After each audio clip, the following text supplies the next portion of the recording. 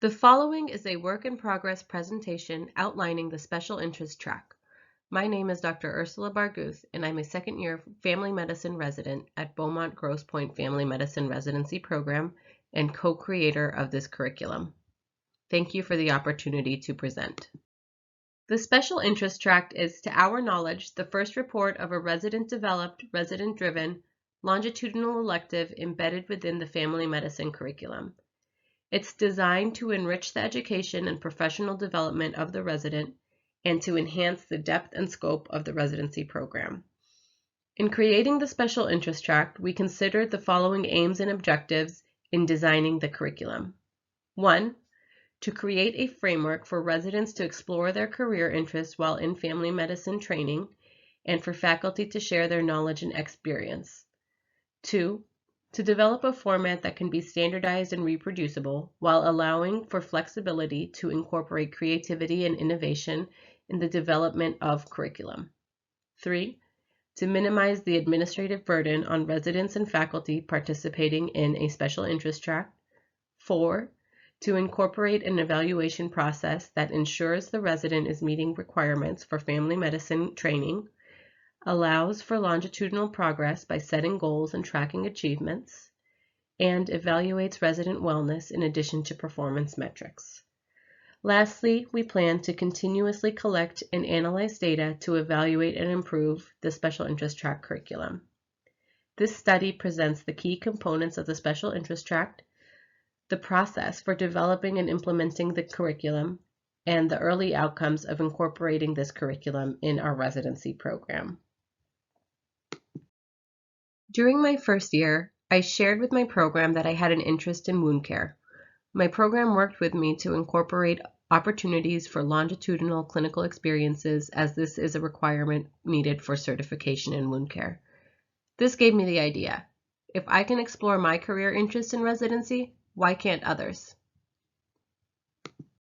And so started the special interest tract. I examined the literature for similar programs.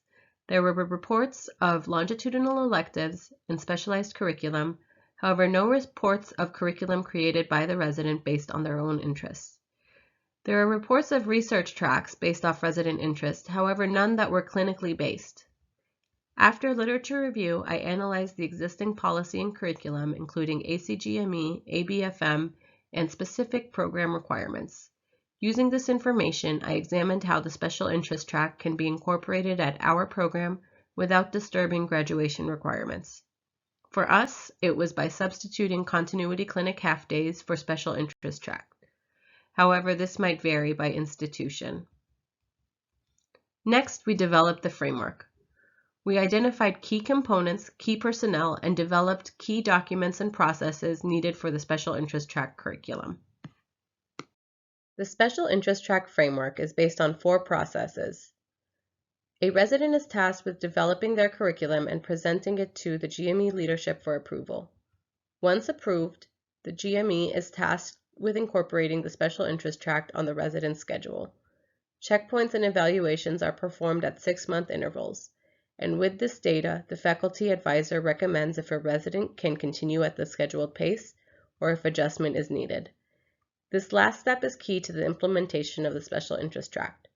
A basic framework is developed, however, depending on factors such as rotation for the month, the resident's progress to graduation, and the resident's wellness, the pace can be adjusted.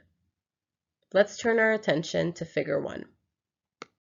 There are 6 key components to the special interest track curriculum: curriculum development, curriculum approval, experience logging, evaluations by track director, checkpoints with faculty advisor, and achievement recognition. The process of curriculum development is further described through the table shown on the screen. Most components we discuss elsewhere can be reviewed at your pace, however, I wanted to highlight a few. Key personnel include the track director and faculty advisor. The track director serves as a mentor with a shared interest and is tasked with assessing progress in the special interest tract. The faculty advisor oversees the special interest track with particular focus on the impact it's having on resident progress through their training. Goals and objectives are developed by the resident and periodically reviewed and updated as the resident progresses through the track. The clinical experience should encompass both a scholarly activity and at least 200 hours of clinical learning over the span of 2 to 3 years. Now returning to Table 1, we move to Step 3. At this point, I presented the framework to GME leadership and with their feedback was able to modify the framework. The framework was then presented at a program evaluation committee meeting and then to the residency at large. Feedback was gathered both in real time and anonymously through a survey that was distributed to both the residents and the attendings. With data from leadership meetings, literature review, and survey results, we were able to identify the major pitfalls and address them before launching the program.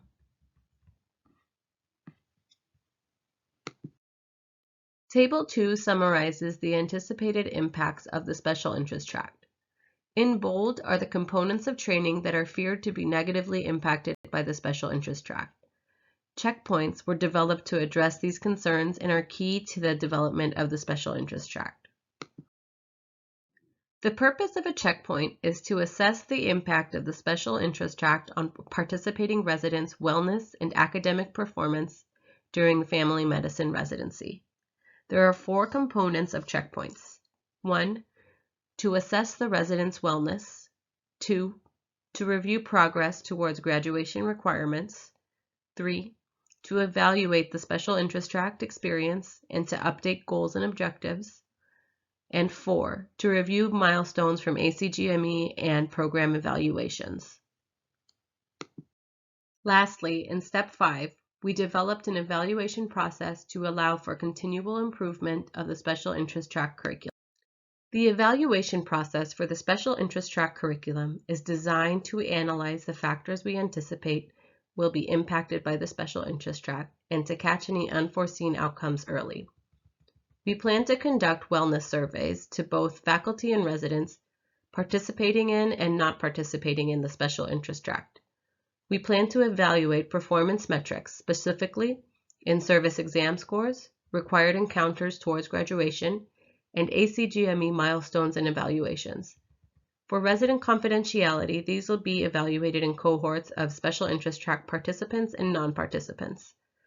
We also plan to collect participation data annually to gauge interest and examine factors impacting participation. Lastly, we hope to collect data from alumni to examine impact of the special interest track on career and incorporation of meaningful work. This is key as there is inverse relationship between meaningful work and burnout. Overall, the special interest track was well received by the residents and faculty. However, there was some hesitation regarding administrative burden and added workload.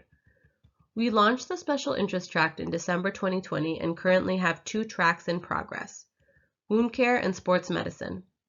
Residents have proposed additional tracks in women's health, osteopathic manipulation, behavioral health, and community medicine.